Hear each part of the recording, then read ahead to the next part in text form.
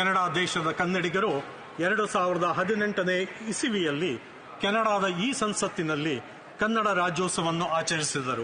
Canada ದೇಶದ ಸಂಸತ್ತಿನಲ್ಲಿ ತುಮಕೂರು ಮೂಲದ ಸಂಸದ ಚಂದ್ರ ಆರ್ಯ ಅವರು ತಮ್ಮ ಮಾತೃಭಾಷೆ ಕನ್ನಡದಲ್ಲೇ ಮಾತನಾಡುವ ಮೂಲಕ ಗಮನ ಸೆಳೆದಿದ್ದು, ಕನ್ನಡದಲ್ಲಿ ಮಾತನಾಡಲು ಕೆನಡಾ ಸಂಸತ್ನಲ್ಲಿ ಅವಕಾಶ ದೊರಕಿದ್ದಕ್ಕೆ ಅವರು ಸಂತಸ ವ್ಯಕ್ತಪಡಿಸಿದ್ದಾರೆ.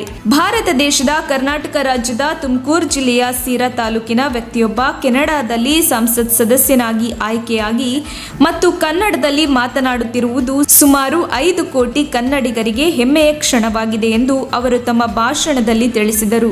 ಕನ್ನಡಿಗರು 2018ನೇ ಇಸವಿಯಲ್ಲಿ ಕೆನಡಾದ ಈ ಸಂಸತ್ನಲ್ಲಿ ಕನ್ನಡ ರಾಜ್ಯೋತ್ಸವವನ್ನು ಆಚರಿಸಿದ್ದರು. ರಾಷ್ಟ್ರ ಕವಿ ಕುವೆಂಪು ಬರೆದಿರುವ ಮತ್ತು ನಟ ಸಾರ್ವಭೌಮ ಡಾಕ್ಟರ್ ರಾಜ್ಕುಮಾರ್ ಹಾಡಿರುವ ಎಲ್ಲಾದರೂ ಇರು ಎಂತಾದರೂ ಇರು ಎಂದೆಂದಿಗೂ ನೀ ಕನ್ನಡವಾಗಿರು ಎನ್ನುವ ಸಾಲುಗಳನ್ನು ಅವರು ಓದಿ ಹೇಳಿದರು. ಇನ್ನು ಈ ವಿಡಿಯೋವನ್ನು ಟ್ವೀಟ್ ಮಾಡಿರುವ ಚಂದ್ರ ಆರ್ಯ ಅವರು, ಕೆನಡಾದಲ್ಲಿ ಸಂಸತ್ನಲ್ಲಿ ನಾನು ನನ್ನ ಮಾತೃಭಾಷೆ ಕನ್ನಡದಲ್ಲಿ ಮಾತನಾಡಿದ್ದೇನೆ. ಈ ಸುಂದರ ಭಾಷೆ ಸುದೀರ್ಘ ಇತಿಹಾಸವನ್ನು ಹೊಂದಿದೆ ಮತ್ತು ಸುಮಾರು 50 ಮಿಲಿಯನ್ ಜನರು ಮಾತನಾಡುತ್ತಾರೆ. ಭಾರತದ ಹೊರಗಿನ ಜಗತ್ತಿನ ಯಾವುದೇ ಸಂಸತ್ತಿನಲ್ಲಿ ಕನ್ನಡ ಮಾತನಾಡುತ್ತಿರುವುದು ಇದೇ ಮೊದಲು ಎಂದು ಅವರು ಹೆಮ್ಮೆಪಟ್ಟಿದ್ದಾರೆ.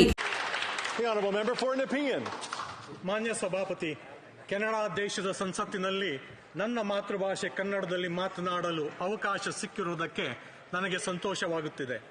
ಭಾರತ ದೇಶದ ಕರ್ನಾಟಕ ರಾಜ್ಯದ ತುಮಕೂರು ಜಿಲ್ಲೆಯ ಸಿರಾ ತಾಲೂಕಿನ ದ್ವಾರಳು ಗ್ರಾಮದ ವ್ಯಕ್ತಿಯೊಬ್ಬ ಕೆನಡಾದಲ್ಲಿ ಸಂಸತ್ ಸದಸ್ಯನಾಗಿ ಆಯ್ಕೆಯಾಗಿ ಮತ್ತು ಕನ್ನಡದಲ್ಲಿ ಮಾತನಾಡುವುದು ಸುಮಾರು 5 ಕೋಟಿ ಕನ್ನಡಿಗರಿಗೆ ಹೆಮ್ಮೆಯ ಕ್ಷಣವಾಗಿದೆ. ಕೆನಡಾ ದೇಶದ ಕನ್ನಡಿಗರು 2018ನೇ ಇಸವಿಯಲ್ಲಿ ಕೆನಡಾದ ಈ ಸಂಸತ್ತಿನಲ್ಲಿ ಕನ್ನಡ ರಾಜ್ಯೋತ್ಸವವನ್ನು ಆಚರಿಸಿದರು.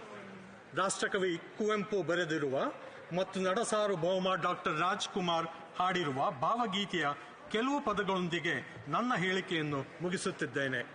ಎಲ್ಲಾದರೂ ಇರು ಎಂತಾದರೂ ಇರು ಎಂದೆಂದಿಗೂ ನೀ ಕನ್ನಡವಾಗಿರು. ಧನ್ಯವಾದಗಳು ಸಭಾಪತಿ.